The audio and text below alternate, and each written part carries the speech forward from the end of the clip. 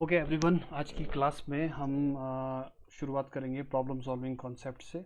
तो आज का टॉपिक है वो आपके पास है understanding problems, problem definition, problem constraints, solution, implementation of the problem and why to choose Python for solving problems.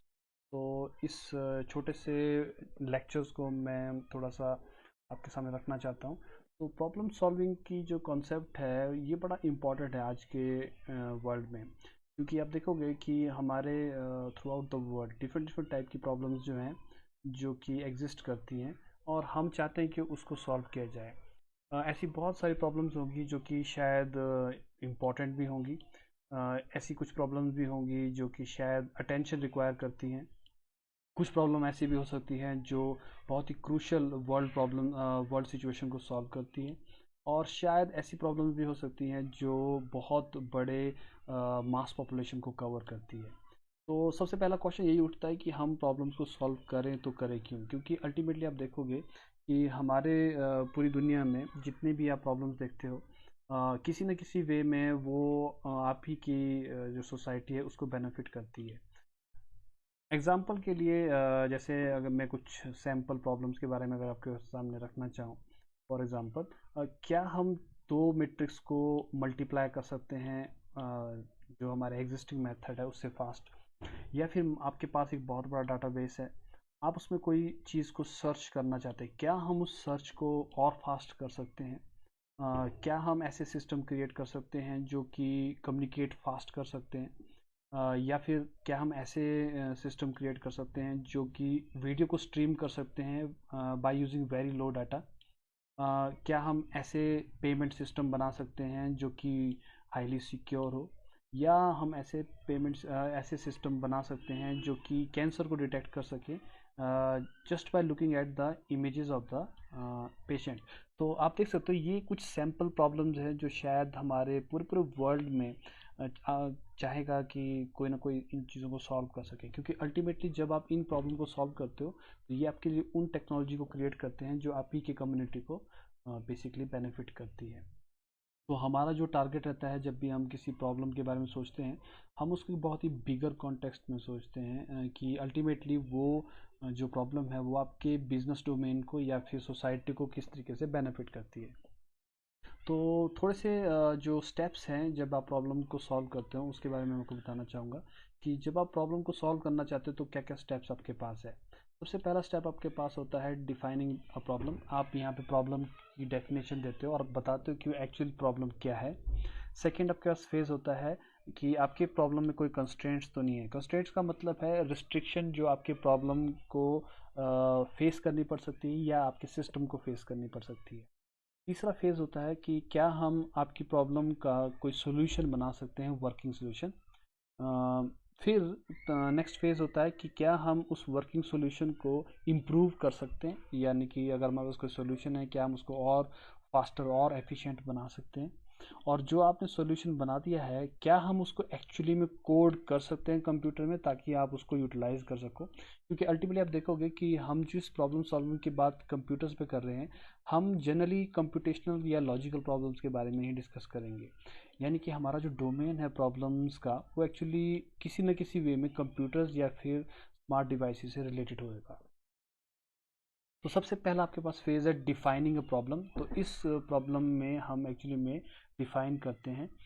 तो हम करते क्या हैं, हम एक प्रॉब्लम से शुरुआत करते हैं। तो एग्जांपल के लिए जैसे कि मैं लिखा है find a way to search a number from a given list of numbers. तो आपको एक लिस्ट दी गई है नंबर्स की और आपने उसमें एक गिवन नंबर जो है उसको सर्च करना है। तो जनरली हम क्या करते हैं, फर्स्ट फेज में हम उस प्रॉब्लम को एक बहुत ही बेसिक वे में स्टेट करते हैं और फिर बाद में हम उसकी बहुत ही डिटेल्ड डिस्क्रिप्शन जो है प्रोग्राम की देते हैं। फॉर एग्जांपल जैसे ये ऊपर जो मैंने आपको दिया थी प्रॉब्लम, इसकी आप एक फॉर्मल डिस्क्रिप्शन लिख सकते हो कि we are given a list of n numbers, we have to find a desired number x in it, and if we have found x then we will get a positive response, otherwise we will get a negative response। तो ये आपके पास एक full definition बन जाती है आपके problem की। Constraint बहुत इंपॉर्टेंट होते हैं, क्योंकि आप देखोगे कि हमारे पास कोई प्रॉब्लम अगर आप करते हो, मेंशन करते हो, ज़रूरी नहीं है कि वो प्रॉब्लम जो है उतनी सिंपल हो जितनी दिख रही है। तो कंस्ट्रेंट्स क्या है? कंस्ट्रेंट्स वो कंडीशंस हैं जो कि आपकी गिवन प्रॉब्लम के साथ एसोसिएटेड होती है। तो जैसे मैंने वही एग्जांपल बताया था कि आपको एक लिस्ट दी गई है नंबर्स की, और आपने उसमें किसी दूसरे नंबर को सर्च करना है, लेकिन आपके ऊपर कंस्ट्रेंट ये है कि जिस सिस्टम में ये रन होने वाला है वो उसके पास सिर्फ 1 MB की रैम ही है। अब आप तो चलो बोल सकते हो कि ऐसे सिस्टम एग्जिस्ट नहीं करते हैं कि जहाँ पे इतनी कम मेमोरी हो सकती है, लेकिन ऐसे सिस्टम एग्जिस्ट कर सकते हैं अगर आप इसको बहुत ही छोटे से डोमेन में सोचो। अगर हमारे पास छोटे छोटे इंटरनेट ऑफ थिंग्स डिवाइसेस हैं जो बहुत ही कम मेमोरी कैरी करेंगे फ्यूचर्स में भी, तो वो अगर आप उससे कुछ सर्च करवा रहे हो तो आपके ऐसे कंस्ट्रेंट रहेगा कि आपका जो भी सॉल्यूशन है वो उस 1 MB रैम में रन करना चाहिए। तो कंस्ट्रेंट्स जो बहुत इंपॉर्टेंट होते हैं जब भी आप किसी भी प्रॉब्लम को उसके सॉल्यूशन के बारे में सोच रहे हो। तीसरा आपके पास है स्टेप क्रिएटिंग सॉल्यूशन। तो सॉल्यूशन क्रिएट करने के लिए हम स्टार्ट करते हैं एक बहुत ही सिंपल मेथड से। ये बड़ा इंपॉर्टेंट हो जाता है अगर आपके पास एक बहुत ही नई प्रॉब्लम है, क्योंकि जनरली हमारे पास नई प्रॉब्लम के डायरेक्ट सॉल्यूशन होते नहीं हैं। तो हम जनरली क्या करते हैं, हम बहुत ही सिंपल सा वर्किंग सॉल्यूशन तैयार करते हैं। और जनरली आप देखोगे कि अगर हमारे पास कोई प्रॉब्लम है जो वेल अंडरस्टूड है, या ऐसी प्रॉब्लम है जो बहुत अच्छी तरीके से रिसर्च कर ली गई है, उसके बहुत सारे सॉल्यूशन हो सकते हैं। लेकिन अगर आपके पास कोई बिल्कुल नई प्रॉब्लम है, आपके पास शायद ज़्यादा ऑप्शन नहीं होंगे अवेलेबल। तो हम जनरली क्या करते हैं, हम एक सिंपल सॉल्यूशन से स्टार्ट करते हैं और फिर धीरे धीरे हम उसको इम्प्रूव करते रहते हैं। कैसे इम्प्रूव करते हैं? हम उन पार्ट को ऑब्जर्व करते हैं जहाँ पे बेसिकली आपके जो सॉल्यूशन है वो सबसे ज़्यादा एफर्ट को कंज्यूम कर रहा होता है।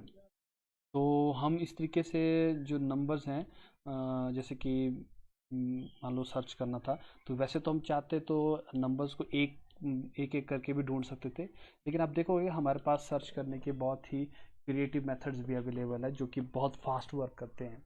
एग्जाम्पल आपको दे सकता हूँ मैं ई कॉमर्स वेबसाइट का, जैसे अमेजन है। तो अमेजन पे आप देख सकते हो कि लाखों करोड़ों प्रोडक्ट्स हैं, और जब आप सर्च करते हो किसी भी प्रोडक्ट के बारे में तो इंस्टेंटली आपके पास जो है उनके रिजल्ट आ जाते हैं। तो वो उन लाखों करोड़ों प्रोडक्ट्स को सर्च कैसे करते हैं?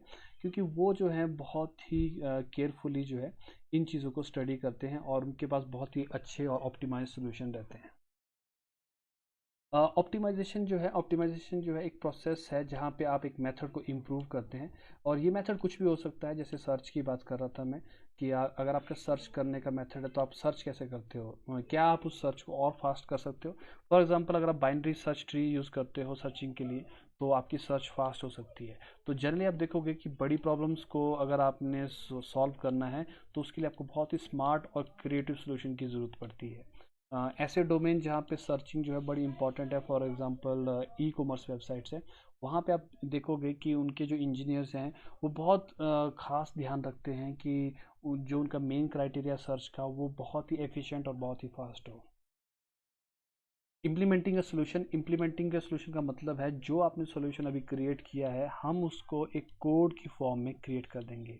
ऐसा ज़रूरी नहीं है कि जो आपने सोल्यूशन सोचा हो उसको आप इम्प्लीमेंट कर ही पाओ, बट अगर आपके पास सॉल्यूशन है और उसको इम्प्लीमेंट किया जा सकता है तो बहुत अच्छी बात हो जाती है। फिर हम क्या करते हैं, उस कोड को टेस्ट करते हैं डिफरेंट डिफरेंट यूज़र केसेस में, और जब वो हमारे सारे यूज़र केसेस को सेटिस्फाई कर लेता है तब हम उसको फाइनली डिप्लॉय करते हैं। डिप्लॉयमेंट करने के बाद एक इम्पॉर्टेंट फीचर स्टार्ट हो जाती है जहाँ पे हम उसको मॉनिटर करते हैं आपके सॉल्यूशन को, जो कि उसकी परफॉर्मेंस से रिलेटेड होता है और जो एक्सटर्नल डिपेंडेंसी है उससे रिलेटेड होता है। चलो ये जो पोर्शन है ये मैं आपको जब आप प्रोग्रामिंग करोगे तब मैं आपको बताऊंगा कि एक्सटर्नल डिपेंडेंसी या प्रॉब्लम्स क्या क्या होती है। लेकिन ऐसे सॉल्यूशन जो कि शायद एक्सटर्नल फैक्टर्स पे भी डिपेंड करना शुरू कर जाते हैं वो भी आपको स्टडी करना ज़रूरी रहते हैं। तो जनरली आप देखोगे कि हम जब भी कोड करते हैं और जब भी प्रॉब्लम को सॉल्व करने की बात करते हैं हम पाइथन को यूज़ करते हैं। तो पाइथन हम क्यों यूज़ करते हैं? क्योंकि पाइथन जो है मोर और लेस इंग्लिश की तरह ही दिखती है एक्चुअल कोड के बजाय। और पाइथन में बहुत सारे बने बनाए फंक्शन हैं जो आपके बहुत काम आते हैं। पाइथन जो है क्रॉस प्लेटफॉर्म है, दैट मीन्स ये आपके डिफरेंट डिफरेंट प्लेटफॉर्म पर रन कर सकती है। और पाइथन जो है आपके ट्रेडिशनल लैंग्वेज जैसे सी और सी प्लस प्लस है इससे बहुत ज़्यादा फास्ट है। तो अगर आपको बहुत ही अर्ली प्रोटोटाइप चाहिए किसी भी प्रॉब्लम का, तो आप पाइथन में उसको बना सकते हो और फिर लेटर स्टेज पे आप उसके कोर जो कंपोनेंट्स हैं इनको इम्प्रूव कर सकते हो। तो पाइथन जो है एक बहुत ही इम्पॉर्टेंट आपके पास टूल बन जाता है प्रॉब्लम्स को सॉल्व करने के लिए। तो पाइथन को हम कैसे कैसे यूज़ कर सकते हैं, मैंने आपको बता दिया था कि हम पाइथन को डेस्कटॉप पे इंस्टॉल कर सकते हैं। तो मैंने आपको बताया था विंडोज़ और लिनक्स में कैसे करना है। लिनक्स में आपके पास पाइथन जो ऑलरेडी इंस्टॉल्ड आती है, तो ये आपको बेनिफिट मिल जाता है। अगर आपके पास पाइथन जो है सिस्टम पे नहीं है, तो आप उसको वेब प्लेटफॉर्म से भी चला सकते हो। तो दो वेब प्लेटफॉर्म है जिनके बारे में आपको बताऊंगा, एक है पाई नेटिव और एक आपके पास है REPL.IT। तो ये दोनों प्लेटफॉर्म है जो आपको पाइथन प्रोवाइड करते हैं। और अगर मान लो आपके पास ना तो डेस्कटॉप है करेंटली, ना आपके पास वेब रिसोर्सेज हैं, तो आप ये एक मोबाइल ऐप भी इंस्टॉल कर सकते हो जिसका नाम है PyDroid 3। और ये आपके पाइथन कोड को रन करते हैं। लेकिन आपने एक बात हमेशा याद रखनी है, ये जो लास्ट के दो, ये जो आपके पास ऑप्शंस है, ये सिर्फ टेस्टिंग के लिए हैं। अगर आपने एक्चुअल कोडिंग सीखनी है, मैं आपको रिकमेंड करूँगा कि आप हमेशा डेस्कटॉप सिस्टम को यूज़ करें। तो ये जो तीन ऑप्शन है इसके बारे में मैं आपको बता देता हूँ। तो सबसे पहला आपके पास है पाई नेटिव। पाई नेटिव आपके पास एक वेबसाइट है और यहाँ पे आप इनका एक ऑनलाइन पाइथन कोड एडिटर है। यहाँ पे आप अपने कोड को एक्चुअली में लिख सकते हो और बाद में आप उसको रन करके यहाँ पे टेस्ट कर सकते हो।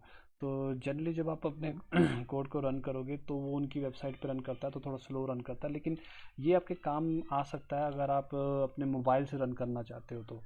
तो ये जैसे सोच सकते हो एक तरह से बैकअप प्लान हो सकता है आपके लिए, अगर आपने कोई कोड जो है टेस्ट करके देखना है।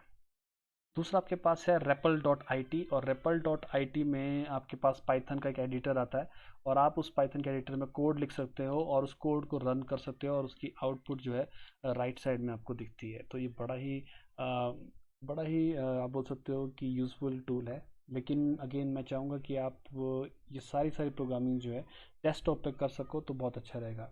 अगर आपके पास जस्ट इन केस नहीं है ये चीज़, तो आप प्ले स्टोर से ये चीज़ डाउनलोड कर सकते हो, PyDroid 3।